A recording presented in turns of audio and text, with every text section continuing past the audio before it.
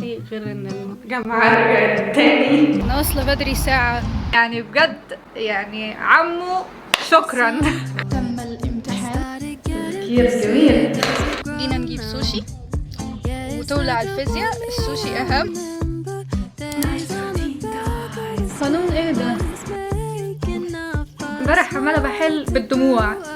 كده تخيلوا معايا الحاجة المختلفة اللي انا هعملها كمان مرة.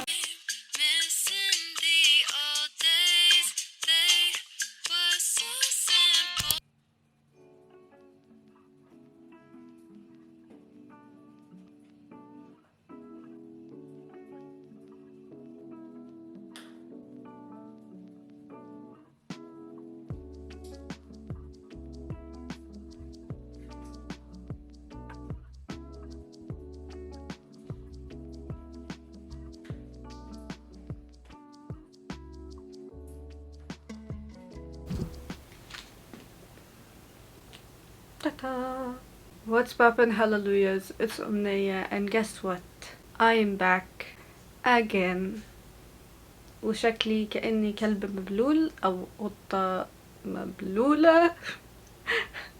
بس هو أنا شعري كيرلي بس عادي مش أكتر. يعني زي ما شفتوا في عنوان فيديو النهاردة أنا هصور لكم أسبوع الميد تيرم بتاعي. حاجات كتيرة أو تحديثات كتيرة حصلت في حياتي غير إن الجامعة رجعت تاني.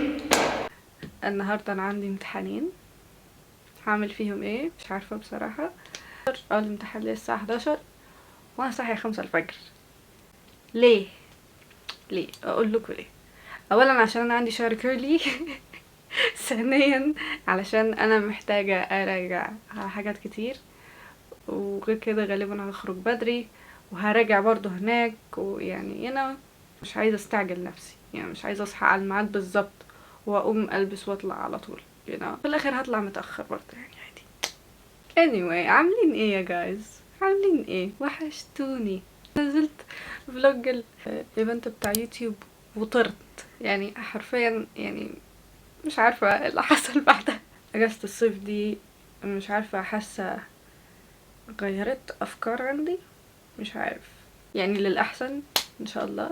ارجع على المادتين وللمرة اللي قبل الأخيرة. يا رب يكون في مساحة في التليفون عشان اعرف اصور لكم باقي اليوم. ياي. وها قد عدنا من جديد. هعمل get ready with me دلوقتي.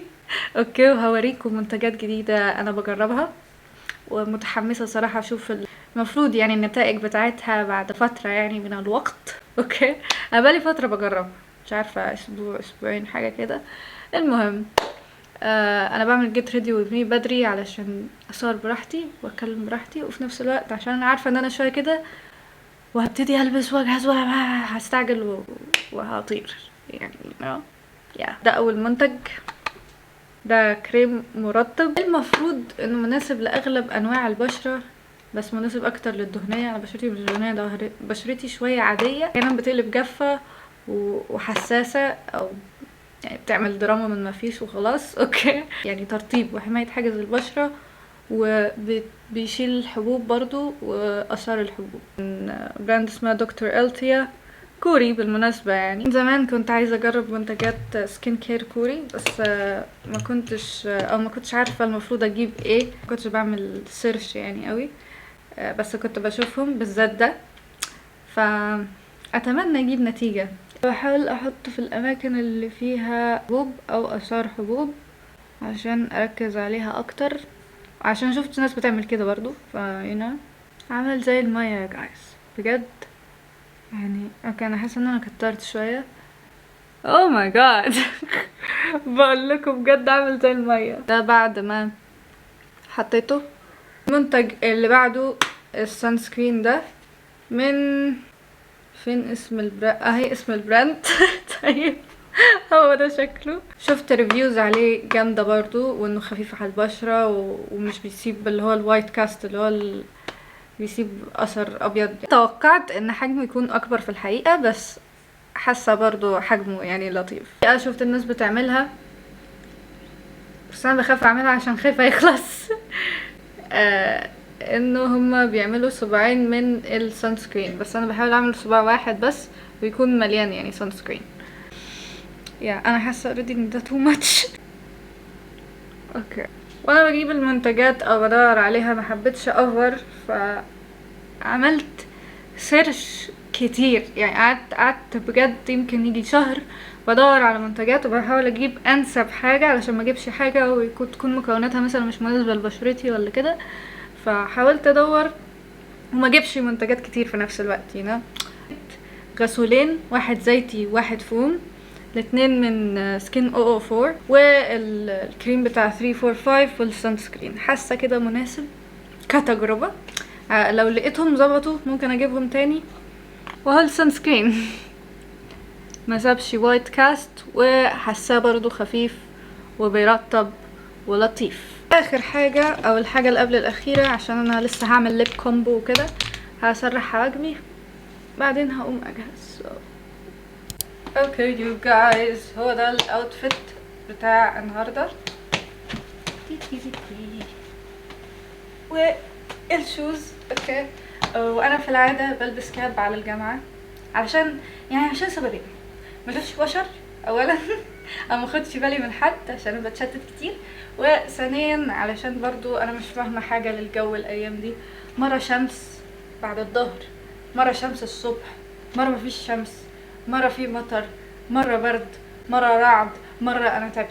طيب فبعمل حسابي على كاب بينفع في كل الاوقات بس عشان انا تعبت من الكاب شويه فهنبدله السماعه علشان ما تشتتش وانا براجع في الجامعه مثلا، او عشان القى حاجه بعملها في المواصلات، او عشان مسمعش الخناقات اللي في المواصلات. طيب قيمولي الاوتفيت من 10 في الكومنتس، او شوفوا الاوتفيتس بتاعت اللوج ده كله واكتبوا لي في الكومنتس اكتر اوتفيت عجبكم. انا هجيب لي الجاكيت بصراحه، بالمناسبه جاكيت اخويا الكبير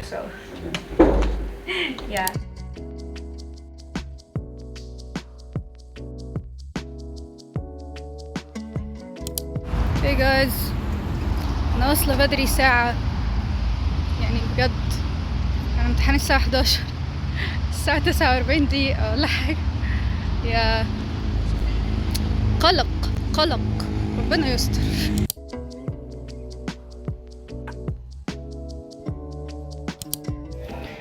جايز لسه مخلصه الامتحان دلوقتي حالا يا جماعه. اول امتحان كان تحفه بجد، اتمنى تاني امتحان يكون زيه حلو برضه Hi guys، I am back. الساعة دلوقتي 4:39 دقيقة. أنا واصلة البيت من ساعة يمكن. كلت وعملت شوية شغل على اللاب وشحنت الكاميرا، وها أنا ذا. أنا قلتلكم إن أول امتحان كان حلو. الدكتور نزل لنا مراجعة هي اللي جت في الامتحان، فيعني بجد عمو شكرا. بقى بالنسبة لتاني امتحان اللي هو كان رياضيات. طيب هي من اول ما نزلت الورقة وانا كنت عمالة بسأل نفسي سؤال واحد: هو انا ذاكرت ولا انا كنت بوهم نفسي ان انا بذاكر، ولا انا كنت بحلم بس انا ما ذاكرتش في الواقع اصلا؟ يا جماعة انا كنت بحل كتير، والله كنت بحل. الرياضيات محتاج له حل كتير. طيب هو عدى امتحان وعدى. اسئلته صراحة كانتش بالطريقة اللي انا كنت متخيلاها. انا حاسة الدكتور سابت الاسئلة كلها اللي عندنا واختارت الاسئلة التقيلة. الحمد لله كان في اختياري، الاختياري كان سهل.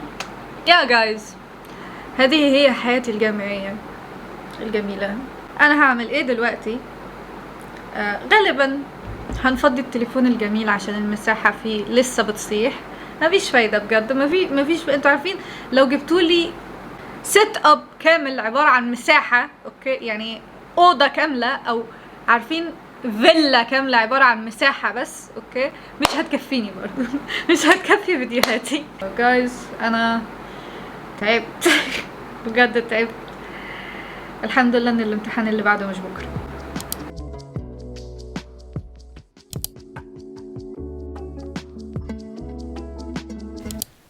ولا اميغوس. محتاجة ابطل اقول، مش بعرف اقولها اصلا. هاي جايز. النهاردة التلات 11 نوفمبر، وانا صاحية من الساعة 9 دلوقتي داخلة على 10. عنديش امتحان النهاردة، حاجة جميلة الحمد لله، بريك بين الامتحانين يوم. بس هنذاكر الامتحان بكرة. وامتحان بكرة ان شاء الله يعني هيكون خفيف. شاي اخضر مش شاي احمر. انا مش في مرحلة خطر دونت وري، عشان الشاي الاحمر بقى بيخليني ادوخ كتير، فحسيت انه الحديد بتاعي بيصيح، فقلنا يعني نبطله شوية، نخفف شوية. get ready with me، مش رايحة حتة دلوقتي يعني. بس هنحط الكريم الجميل ده مرطب وبتاع، بدنا نظبط حالنا يعني مش عايزين الجامعة تنسينا نفسنا برضه. شعور حلو لما ما يكونش في حد صاحي في البيت غيركم صراحة. بتحسوا حاسة نفسي كده بزنس وومن، فانا الوحيدة اللي بصحى بدري وبتاع. فانا بحب احسس نفسي ان انا بزنس وومن في كل الحالات، في اي حاجة، بصحى بدري بصحى متأخر، بزنس وومن وخلاص. اوكي بصحى متأخر بزنس وومن. كان عندها بزنس كتير امبارح، فاضطرت تصحى بقى متأخر النهاردة وتاخد بريك مايند سيت، تفكير جميل. امبارح الحاجة الوحيدة اللي انا كنت ناوية اعملها عملتها بعد الامتحانات، يعني انا فاضي مساحة من التليفون، فضيت مساحة لا بأس بها، بس محتاجة افضي اكتر لانه كده مش هينفع، لا للفيديوز الطويلة ولا اليوتيوب شورتس لان اللي ما يعرفش انا بمنتج على التليفون اصلا، لان لابتوبي لا يسمح بالمونتاج، بحسه بيعلق كتير، فالتليفون بحسه اسرع وبحس ان انا باخد راحتي اكتر. هسرح واجبي من ده كلون عشان احس ان انا فايقة شوية، من الشفاف عشان ترتيبه حلو. تا تا تا تا.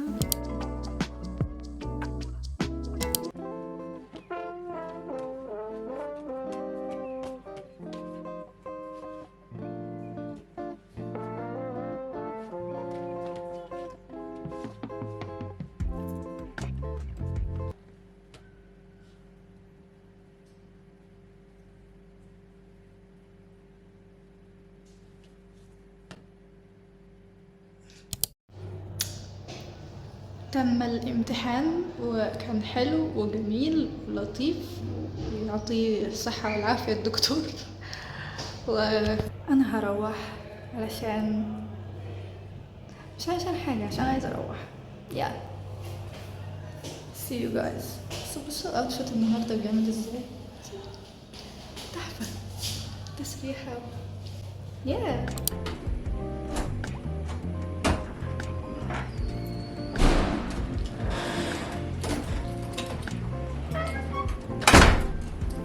Hi guys and I am back home. امتحان كان طب الطب، ممكن يكون في المقالي كان في حاجات ما فهمتهاش فهبتها، بس جمعت الدرجات نوعا ما اعتقد، يعني اتمنى اكون صح. طبعا انا اخر امتحان عندي بعد يومين ولا حاجة، فغالبا النهاردة اخده مرقعة بصراحة، او مش مرقعة يعني في حاجات هعملها، يعني مثلا للمرة الألف هفضي مساحة من التليفون. طيب في فيديو عايزة اعمل له editing وابعته لحد، بس انا مش لاقية فكرة، نفسي ألاقي فكرة إبداعية كده اهو. لما بحاول أسرش عن أفكار كل اللي بيطلع لي هندي، طيب مش عنصرية ضد الهنود أنا، بس كل الأفكار اللي بتظهر لي على يوتيوب على أغاني هندية. طيب سوري يعني الفيديوهات كرنج. اوكي مش كرنجي، مش جوي، بس يعني مش لاقيه اديت انه يكون جوي، فمحتاجه اكون كرييتيف في الايديتنج. كل حاجه في حياتي محتاجه اكون فيها كرييتيف، التخصص اللي انا فيه برضه محتاجه اكون فيه كرييتيف. كويس ان انا بحب الحاجه دي، بس بتجيب لي صداع احيانا زي يوتيوب. نفسي اقدم لكم محتوى غير الفلوجز، او فلوجز بس سفر مثلا كده، بس حاسه ناقصني حاجات كتير، انا اللي موقفه نفسي، مش عارفه بصراحه، مش قادره افرق هو انا اللي موقفه نفسي ولا انا ناقصني حاجات، مثلا فلوس للمحتوى المعين اللي في دماغي اللي انا عايزه اقدمه. انا عايزه اسافر واصور لكم فلوجز والاماكن اللي اروحها اجيب معلومات عنها وبتاع، ان شاء الله ربنا يكتبها ان شاء الله يا رب، عشان بحب المحتوى ده قوي. انه بيكون ترفيهي وتعليمي في نفس الوقت، فانا وانتوا بنتبسط انا ما قلتلكوش تقيموا الاوتفيت في الكومنت صح؟ ده اوتفيت تاني يوم امتحانات، يا قيموه في الكومنتس او اكتبوا لي في الكومنتس لما تخلصوا الفيديو ايه اكتر اوتفيت عجبكم.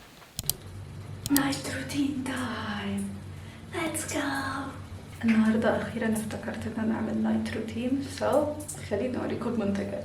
اول حاجه سندلا غسول زيتي بيشيل كل الشوائب والميك اب. بعده هنستعمل اللي هو غسول فوم عشان يشيل الزيت الزايد وبتاع، والاتنين دول مفيدين في تنظيف البشرة بعمق والحاجات دي. وحاسة ان انا بعمل اعلان بس هو مش اعلان، هو انا عندي سالفة.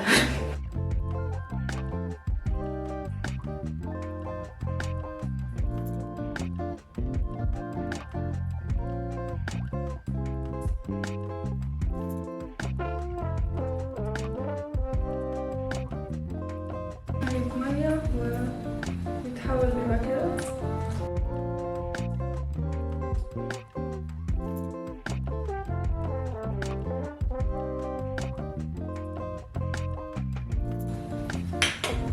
مسؤول جميل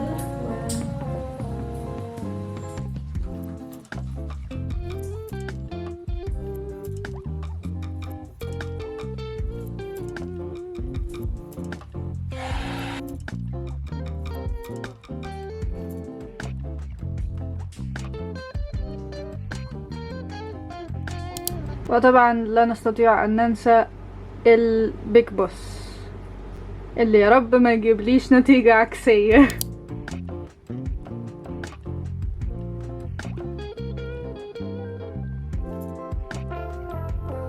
Hello everybody, good morning او صباح الخير او مساء الخير اعتقد بتوقيتي عشان الساعه بقت 12 الظهر. انا صحيت قعدت اتمرقع، انا صاحي من الساعه 6 قعدت اتمرقع لي مثلا ساعتين ولا كده، بعدين على ما قررت ان انا اقوم واعمل سكين كير واعمل شعرات وهيك انا ابتديت قعدت زي الشاطره عشان اذاكر الامتحان الاخير اللي هو فيزياء. معرفش هو انا نفسيا يمكن انا مش متقبله الماده ولا هو فعلا في مشكله، مش عارف جايز. قعدت قاعده مع نفسي كده اهو، قعدت احاول احلل ايه مشاكلي في الفيزياء. انجلش عشان في كلمات اكاديميه ممكن ما افهمهاش، حلتها بعد الكويز طبعا، بعد ما عكيت في الكويز حلتها.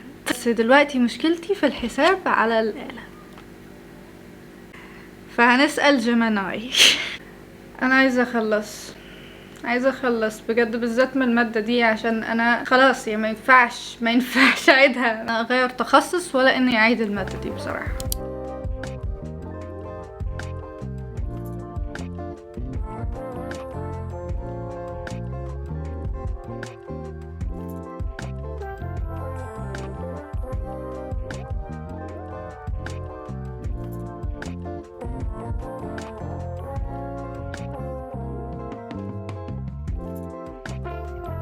هو ايه اللي 1 بلس؟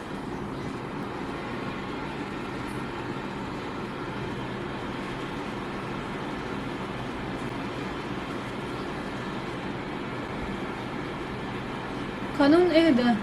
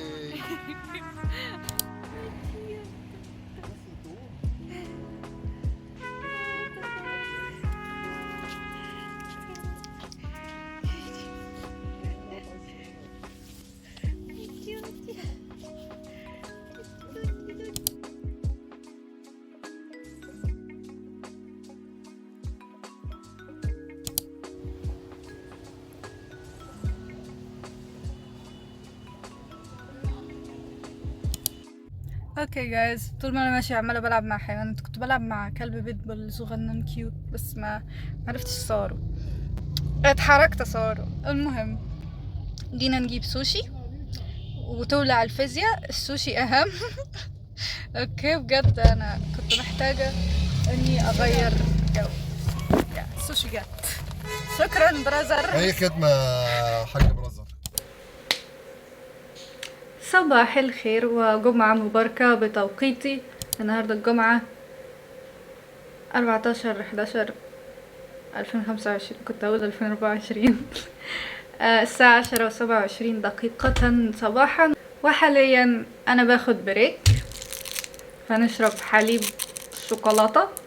طيب أثناء البريك جس يعني تخيلوا معايا كده، تخيلوا معايا الحاجة المختلفة اللي أنا هعملها كمان مرة. فضي مساحة من التليفون.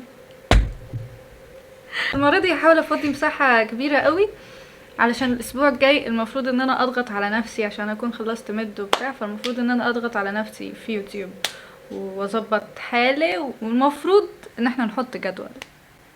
كل مرة بقولها وبطلع كلاون، هل المرة دي هطلع كلاون؟ في احتمالية ان يعني اكيد هطلع كلاون. بس اكون زي اليوتيوبرز الكبار اللي بيكون معاهم تيم، واحد يصورهم، واحد او ممكن هم يصوروا نفسهم عادي بس واحد يمنتج لهم وينزلوا بتاع. كان الموضوع ده هيساعد، بس الفكرة ان انا حتى لو عندي البادجت، عندي الفلوس ان انا يكون في حد يمنتج لي، مش هعمل كده علشان انا عايزة امنتج فيديوهاتي بنفسي، وعشان انا بحب المونتاج وعايزة اتعلم حاجات جديدة وكده وتركات وبتاع هنا بس ممكن كانتظام، ممكن يعني بين فين وفين، مثلا لما ابقى غنية ان شاء الله. دلوقتي انا شغلتي الوحيدة ان انا طالبة وبتبع شغفي وبحاول اكون مستمرة في الشغف اللي هو يوتيوب. حابة ابدأ لكم سلسلة جديدة في اليوتيوب شورتس، لان انا حاليا مش مستمرة غير على سلسلتين. يمكن سلسلة اللي هي الاساور، وبجرب حاجات ملهاش لازمة، والجورنالينج. ثلاث سلاسل. حابة ابدأ سلسلة جديدة بس مش عارفة ايه هي، فلو حابين تشوفوا محتوى معين في اليوتيوب شورتس او حتى في اليوتيوب فيديوز طويلة، او عندكم فكرة لسلسلة او كده، اكتبوا لي في الكومنتس. احب اسمع منكم واحب اخد رأيكم. وتعالوا برضو انستجرام نتواصل هناك، برضو بنزل كل يوم هناك، يعني انا متفاعلة هناك قبل ما اكون متفاعلة اكتر هنا. المساحة دي محتاجة افرمت التليفون. جايز ادعولي. ادعولي لو هتدعولي بحاجة، يعني عايزين بتحبوني وعايزين تدعولي بحاجة، ادعولي ان يكون عندي مساحة لا نهائية. اوكي، ما يكونش فيه ليميت للمساحة.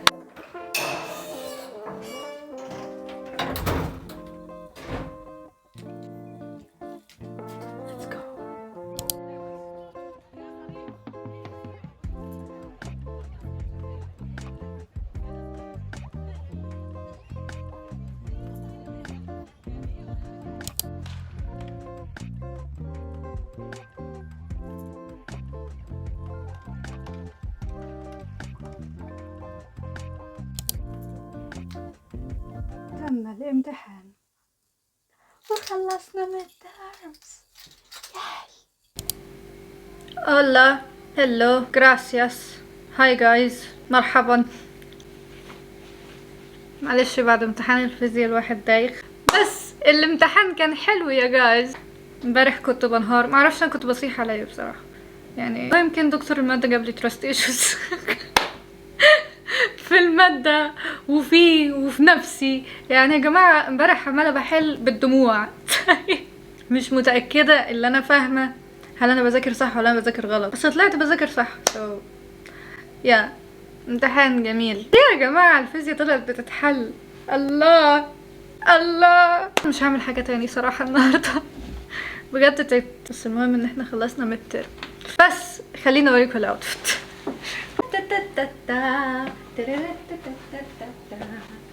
وشوز جديد ومع الشنطة البيضة. وقيموا الاوتفيت ده كمان من 10. تسريحة النهاردة حلوة قوي وانا في لجنة الامتحان الدكتور اللي بتوزع ورق قالت لي شعرك حلوة قوي، حلوة الحركات.